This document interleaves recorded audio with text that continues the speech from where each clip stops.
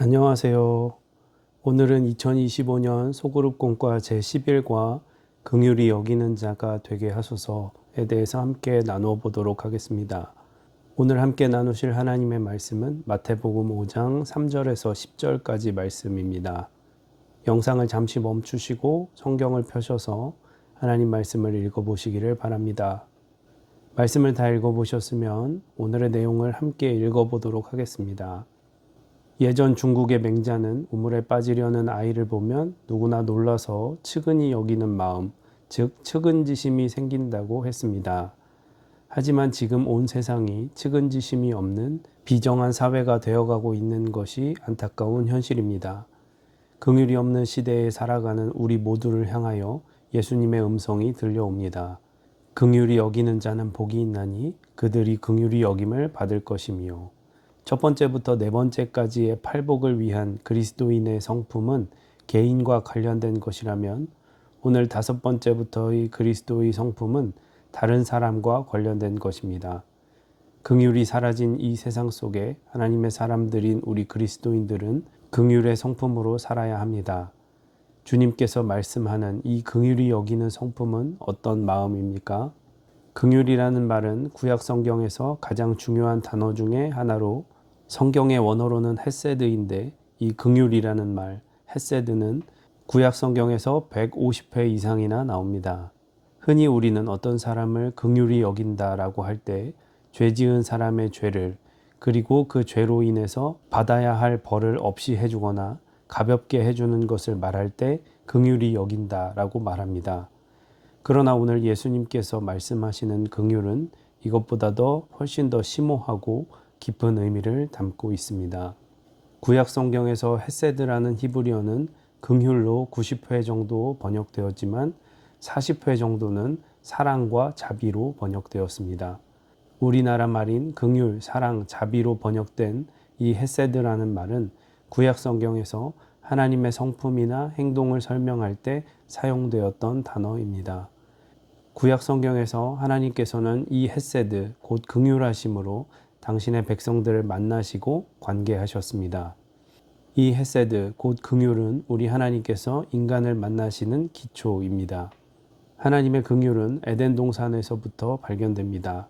뱀의 유혹을 받아 하나님처럼 되려고 하여 선악과를 따먹고 벗은 것을 부끄러워하고 하나님께 불순종한 것을 몹시 두려워하여 동산의 나무 사이에 숨어 있었던 아담과 하와에게 우리 하나님의 긍휼은 두 사람에게 가죽옷을 입히는 사랑으로 나타났습니다. 하나님의 긍휼은 또한 430년 동안 이집트의 노예로 고통의 한숨으로 살았던 이스라엘 백성들에게 나타나 이스라엘 백성들이 노예의 삶을 벗어나게 합니다. 하나님의 긍휼은 하나님을 떠나고 불순종하였던 이스라엘 백성들이 바벨론의 포로로 끌려갔지만, 페르시아의 고레스 왕을 통해 포로로 끌려갔던 이스라엘 백성들이 다시 이스라엘로 돌아오게 하는 긍휼과 자비로 나타났습니다. 구약 성경을 한마디로 말하면 이스라엘 백성들을 향한 하나님의 긍휼의 역사라고 말할 수 있습니다.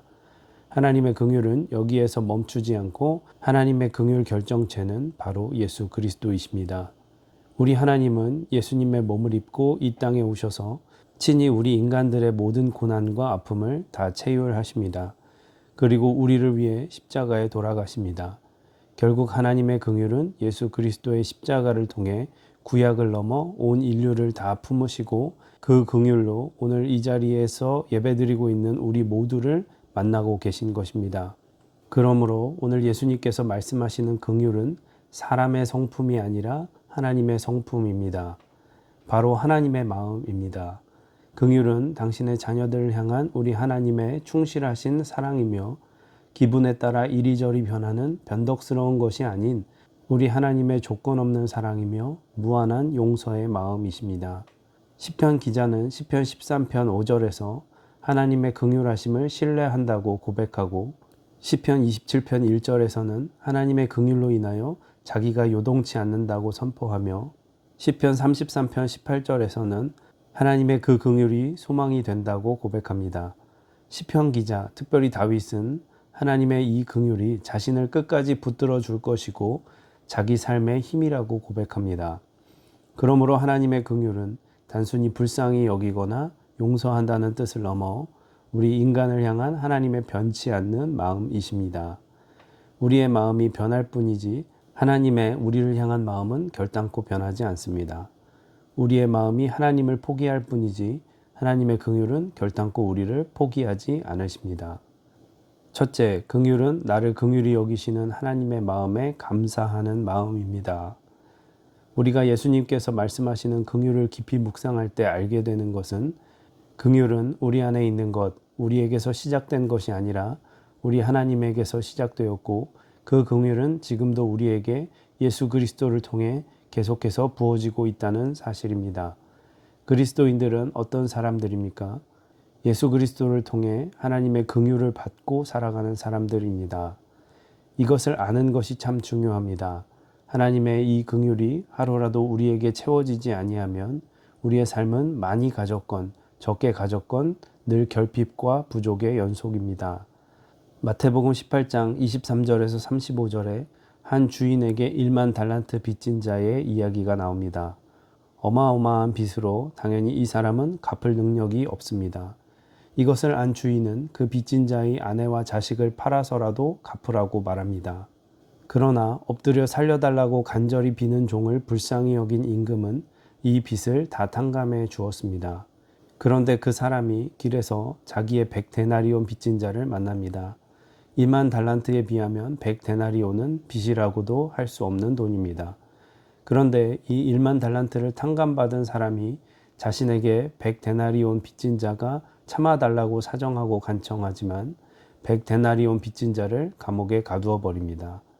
이 모습을 본 친구가 참다 못해 이 일을 주인에게 고하니 주인이 크게 화를 내고 말하기를 내가 너를 불쌍히 여김과 같이 너도 내 동료를 불쌍히 여김이 마땅하지 아니하냐라고 꾸짖고는 긍휼을 모르는 그 사람을 감옥에 가두어 버립니다.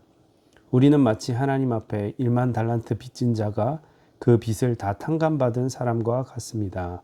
하나님의 그 큰 긍휼하심을 입은 사람이 우리 자신입니다.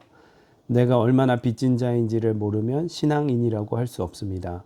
우리가 먼저 하나님의 긍휼하심을 받았다는 것을 알아야 합니다. 하나님의 긍휼하심을 받은 것을 마음으로부터 감사하는 사람은 그 하나님의 긍휼하심을 품고 살아가는 사람들입니다. 오늘 예수님께서 말씀하시는 긍휼히 여기는 자는 바로 이런 사람들을 말하는 것입니다. 하나님께 받은 긍휼을 너무나 감사하여 그 긍휼을 마음에 품고 그 긍휼을 또한 다른 사람들에게 나타내는 사람들이 바로 긍휼히 여기는 사람들입니다. 우리의 긍휼은 나를 긍휼히 여기시는 하나님의 마음에 감사하는 마음입니다. 그러니 우리는 긍휼히 여기는 삶을 살아갈 수밖에 없습니다. 둘째, 긍휼은 반드시 흘러가야 합니다. 긍휼히 여기는 자가 되게 하소서라는 고백은 우리가 받은 긍휼을 감사하며 긍휼을 흘려보내며 살겠다는 믿음의 결단입니다. 이 땅의 교회는 하나님의 긍휼 통로이며 우리 성도는 하나님의 긍휼의 손과 발이 되어야 합니다. 그것이 이 땅에서의 우리의 마지막 사명입니다. 우리가 과연 긍휼히 여겨야 할 그 한 사람, 우리가 긍휼로 품고 살려야 할 그 한 생명은 누구입니까? 긍휼히 여기는 자가 되게 하소서라는 우리의 5번째 삶의 고백은 그 한 사람에게 하나님의 긍휼을 반드시 흘려보내겠다라는 결단입니다. 우리가 품고 하나님의 긍휼을 흘려보내야 할 그 한 사람을 간절히 품을 수 있기를 소망합니다. 긍휼은 크리스천의 마크입니다. 그가 아무리 위대한 진리를 선포하고 천사 같은 말을 한다고 할지라도 긍휼의 마음과 행동이 없다면 거짓말쟁이에 불과합니다. 하나님의 긍휼이 우리 안에 충만하여 그 긍휼을 우리의 가정 속에, 우리의 교회 속에, 우리의 직장과 일터 속에 나타내며 살아가는 우리가 되기를 소원합니다. 하나님의 긍휼이 넘쳐나는 가정은 하나님의 진정 평화를 누리게 될 것입니다. 하나님의 긍휼함이 넘쳐나는 교회는 하나님의 나라를 이 땅에 이루는 교회가 될 것입니다. 하나님의 긍휼을 품고 살아가는 사람이 작은 예수의 삶을 나타낼 줄 믿습니다. 네, 이렇게 해서 2025년 소그룹공과 제11과를 함께 나누어 보았고요. 나눔과 적용을 천천히 읽어보시기를 바랍니다.